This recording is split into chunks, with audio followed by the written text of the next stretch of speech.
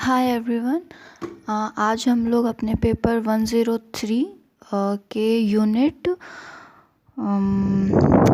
एक सेकेंड हाँ हम लोग पेपर 103 के यूनिट 3 के फर्स्ट पोर्शन मेडाइवल यूनिवर्सिटीज़ के साथ डील करेंगे। ये हम लोग का देख सकते हैं मेडाइवल सोसाइटीज़ का पेपर है, तो हम लोग मेडाइवल यूनिवर्सिटीज़ के साथ डील करेंगे। उसके बाद टाउन और जोग्राफिकल डिस्कवरीज देखेंगे।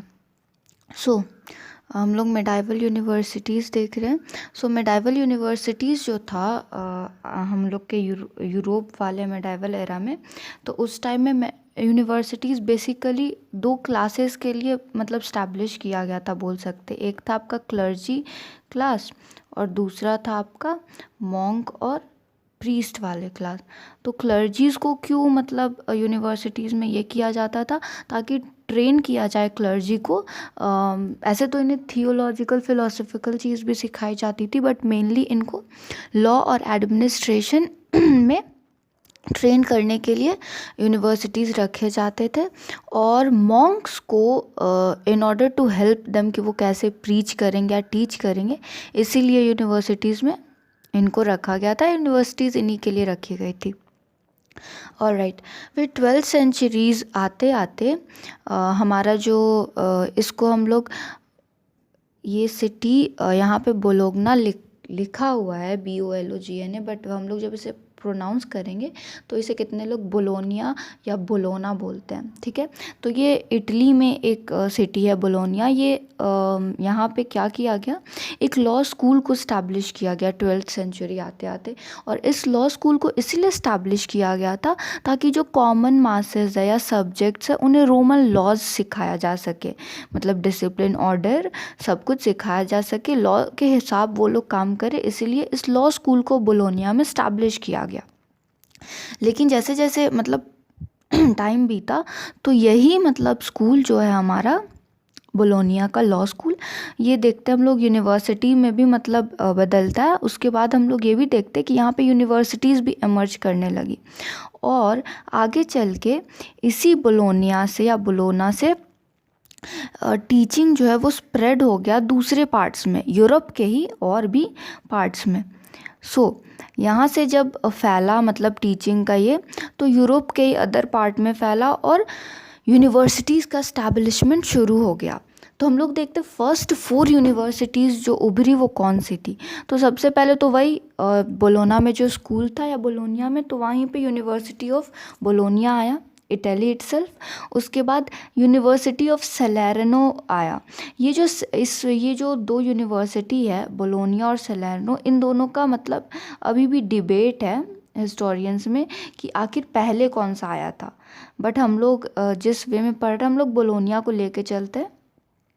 और हम लोग ये भी लिख सकते हैं कि दोनों फर्स्ट साथ ही में आए थे और दोनों ऐसे भी इटली में हैं। ये दोनों में अभी भी डिबेट चलता है कि पहले कौन आया था।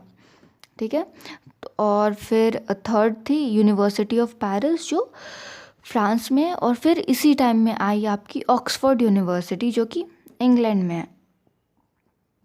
जब इन सब का इस्टेब्लिशमेंट हो गया ये चारों यूनिवर्सिटीज़ का, तो फर्दर ये मतलब इन 4 यूनिवर्सिटीज़ के बाद 50 to 53 मोर यूनिवर्सिटी इस्टेब्लिश हुए 14th सेंचुरी के अराउंड यूरोप में।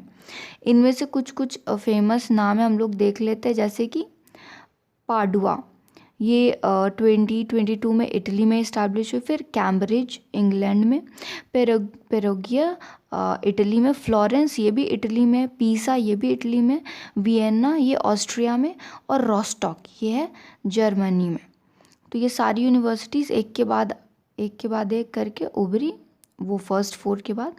इनिशियली ये जो यूनिवर्सिटीज़ थी इनमें मतलब हाँ ये सही लिखा हुआ है कि कोई वॉल दीवार नहीं होता था, मतलब क्लासेस एकदम ओपन स्पेस में मतलब अवेल कराए जाते थे स्टूडेंट्स को। और मतलब यहाँ पे कभी कभी ऐसा होता था कि स्पेस भी ना मिले, बहुत कंजस्टेड वे में क्लासेस लिए जाते थे। कभी कभी तो ऐसा होता था कि स्पेस या प्लेस नहीं मिलने के कारण प्रोफेसर्स के घर पे क्लासेस मतलब अरेंज करा दी जाती थी। जो प्रोफेसर्स होते थे वो एड्रेस करते थे बहुत बड़े क्राउड ऑफ स्टूडेंट्स को, और लेक्चर्स डिलीवर किया जाता था। मिडाइवल यूरोप में जो बुक्स थे वो हर किसी के पास अवेलेबल नहीं थे, they were very expensive. So professor के पास ही एक टेक्स्ट होता था या बुक होता था जिसको वो रीड आउट करते थे जितना हो सके उतना लाउडली, और स्टूडेंट्स उसे सुन के याद करने का कोशिश करते थे। ठीक है, तो ये मेमोराइज करते थे लेक्चर सुन के।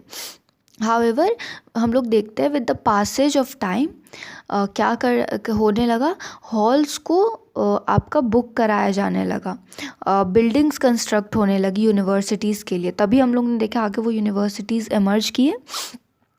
स्टूडेंट्स जो थे अभी हम लोग देखते हैं बहुत सारी इंटरमीडिएरी बॉडीज़ आ गई हैं। चाहे आप कहीं भी जाए, आप एक प्राइवेट कोचिंग इंस्टीट्यूट में जाए या आप गवर्नमेंट स्कूल में जाए, कहीं भी जाए, हर किसी का काम डिवाइडेड होता है। आपको फ़ीस देना है किसी और को, अकाउंटेंट, कैशियर जो बोलिए। आपका पढ़ाने वाला काम सिर्फ टीचर, फैकल्टी या प्रोफेसर करेगा, और मतलब हर चीज़ डिवाइडेड है। बट इस एरा में मेडाइवल जब बुक्स ही नहीं अवेलेबल होंगे तो काम क्या डिवाइड होंगे।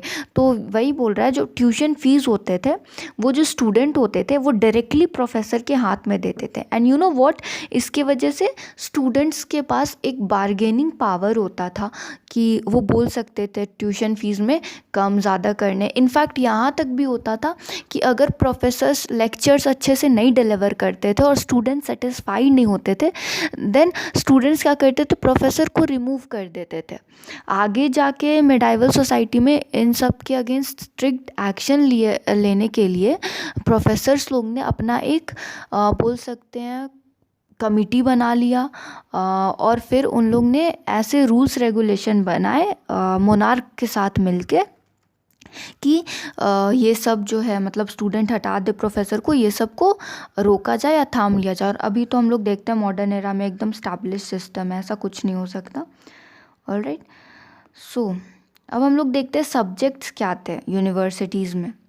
ऑलराइट, तो अभी हम लोग अंडर ग्रेजुएट होते हैं, और आपको पता हम लोग मैट्रिकुलेशन करते हैं, उसके बाद हम लोग इंटरमीडिएट करते हैं, फिर हम लोग ग्रेजुएट होते हैं। बट उस टाइम में मैट्रिकुलेशन तो होते रहता था, बट डायरेक्ट नॉर्मली नॉर्म ये था कि डायरेक्ट आपको ट्रिवियम करना पड़ता था। ट्रिवियम पढ़िए, उसके बाद क्वाड्रिवियम पढ़िए। अब ये ट्रिवियम क्वाड्रिवियम क्या था, तो ट्रिवियम में आपका आता है 3 सब्जेक्ट, ग्रामर, रेटोरिक और लॉजिक। ये रेटोरिक क्या था, तो ये था आपका manners, the way we talk. तो ग्रामर, रेटोरिक और लॉजिक ये आपको बहुत सालों तक पढ़ाने के बाद आपको बोला जाता था, डिग्री मिलता था आपको कि हाँ यू आर अंडर ग्रेजुएट, आपने ग्रेजुएशन कंप्लीट किया। उसके बाद इस लिंग्विस्टिक ट्रिवियम को पास करने या फिनिश करने के बाद ही आप क्वाड्रिवियम पे जा सकते थे, जो कि था आपका मास्टर्स उस टाइम का। और क्वाड्रिवियम मतलब वर्ड से ही पता चल रहा है कि 4, और ये ट्रिवियम में पता चल रहा था 3, तो हमने देख लिया 3। अब देखिए क्वाड्रिवियम में 4 क्या था, तो एरिथमेटिक, म्यूज़िक, ज्योमेट्री और लास्ट में आपका एस्ट्रोनॉमी। ठीक है, तो ये जो था ये एमए का डिग्री हम लोग को दिलाता था, डॉक्टरेट दिलाता था क्वाड्रिवियम। और ये लिंग्विस्टिक ट्रिवियम हमें ये फिनिश करने के बाद हमें बोला जाता था दैट या वी आर ग्रेजुएट। तो ये सिस्टम था वहाँ पे। सो क्लासेस जो होती थी, अभी हम लोग के मॉर्निंग क्लासेस होते हैं, हाउएवर इवनिंग क्लासेस भी कहीं कहीं पे होते हैं ज़्यादा तादाद में जब स्टूडेंट्स होते हैं। बट मेडाइवल यूरोप में ऐसा कुछ नहीं था कि आपको शिफ्ट्स देखने को मिलेंगे। एक ही शिफ्ट्स होता था ट्रेडिशनल, और वो था जैसे ही डॉन का टाइम आता था, मतलब शाम का जैसे ही डॉन शुरू होता था उसके बाद क्लासेस को बिगिन कर दिया जाता था। ऑलराइट, और कंटिन्यू किया जाता था 9 बजे रात तक। सो फर्स्टली एक इंडिविजुअल को वही मैंने जो बताया ऊपर ट्रिवियम सिखाया जाता था। अच्छा, ये लोग एंटर कब करते थे अंडर ग्रेजुएट या पढ़ने का, तो जब 14 और 15 के होते थे तब ये लोग एंटर करते थे। और हाँ, हर जगह आपको यहाँ पे ही मिलेगा, बिकॉज उस टाइम में फीमेल को उतना मतलब पढ़ने का ये नहीं था। हम लोग देखते जो भी एंटर करते हैं मतलब ये स्टडी के फील्ड में उस टाइम में मेडाइवल यूरोप में, वो बेसिकली क्लर्जी क्लास में बिलोंग करते हैं या वैसे होते, और वो भी मेनली जाते थे आपके यूनिवर्सिटीज़ में। सो ट्रिवियम और उसके बाद क्वाड्रिवियम, एंड क्वाड्रिवियम करने के बाद, मास्टर करने के बाद अगर कोई डॉक्टर बनना चाहता है वैसा कुछ, तो फर्दर हमें और स्टडीज़ के लिए 10 ईयर या 12 ईयर इन्वेस्ट करना पड़ता था फॉर मेडिसिन और लॉ। ये कम ईयर्स में भी हो जाते थे, बट ये सब बेसिक था जो मैंने क्वाड्रिवियम ट्रिवियम बताया। एटलीस्ट ट्रिवियम सबको करना ही पड़ता था इन ऑर्डर टू बुलाना कि हाँ ये ग्रेजुएट है। सो जो फर्स्ट स्कूल ऑफ लॉ था दैट इज़ बोलोनिया, ये हम लोग यहाँ पे क्यों इस्टेब्लिश हुआ था, ये रोमन लॉज पढ़ाने के लिए। बट ये जब पढ़ाने के लिए इस्टेब्लिश हुआ था तो इसका ये जो भी मतलब पढ़ाता था स्टूडेंट को, वो सारी चीज़ें लैटिन लैंग्वेज में होती थी। और सिंस हमने देखा जो बाकी की फर्दर यूनिवर्सिटीज़ थी वो यहीं से एमर्ज की, मतलब यहीं से टीचिंग का वो सब लेके आगे यूनिवर्सिटीज़ फैला। तो आगे भी जितने भी यूरोप में बाकी यूनिवर्सिटीज़ थी उस टाइम की, वो भी आपको लैटिन में ही पढ़ाती थी। सो ये हो गया हम लोग का। ऑल राइट, तो ये था हमारा उस टाइम का मिडाइवल टाइम का यूनिवर्सिटीज़। तो फर्दर अगर हम लोग को कंक्लूड करना, हम लोग बोल सकते हैं कि यूनिवर्सिटीज़ मेजर रोल प्ले की in growth of individual. All right, और इंडिविजुअल का ग्रोथ हुआ और साथ साथ एजुकेशन सिस्टम में भी चेंजेस आए। जैसे कि हमने देखा कि प्रोफेसर को कैसे हटा दिया जाता था, तो प्रोफेसर ने क्या किया, सबने मिलकर अपना एक कमेटी बना लिया और फिर वहाँ पे बहुत सारे रूल्स और रेगुलेशन को स्टैब्लिश कराया गया और वहाँ पे सब मिल के डिसाइड किया गया कि किसको डॉक्टरेट मिलेगा किसको नहीं मिलेगा। इनफैक्ट अगर ये सब कुछ एक इंडिविजुअल पे मतलब बिलोंग करता था कि उसका आइडेंटिटी, उसका इमेज एक प्रोफेसर के सामने कैसा है, अगर थोड़ा सा भी कुछ ऊपर नीचे हुआ और प्रोफेसर को पता चल गया दैट ये इंडिविजुअल ठीक नहीं है, तो ऐसा भी कितने बार देखने को मिलता था कि प्रोफेसर आपके डॉक्टरेट को आप कितना ही मेहनत कर लो वो कैंसिल कर देते थे।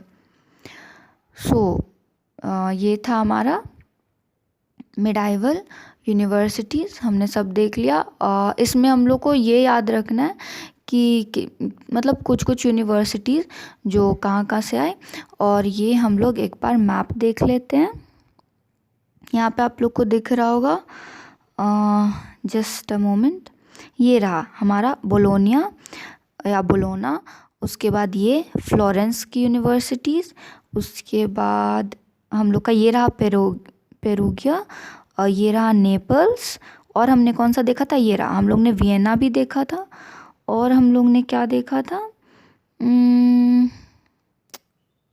कोइम्ब्रा तो नहीं मेंशन्ड है उसमें लिस्ट में, और ये रहा पेरिस, यूनिवर्सिटी ऑफ पेरिस इधर। ठीक है, सो ये थी हमारी universities. All right, so that's it for this video, thank you.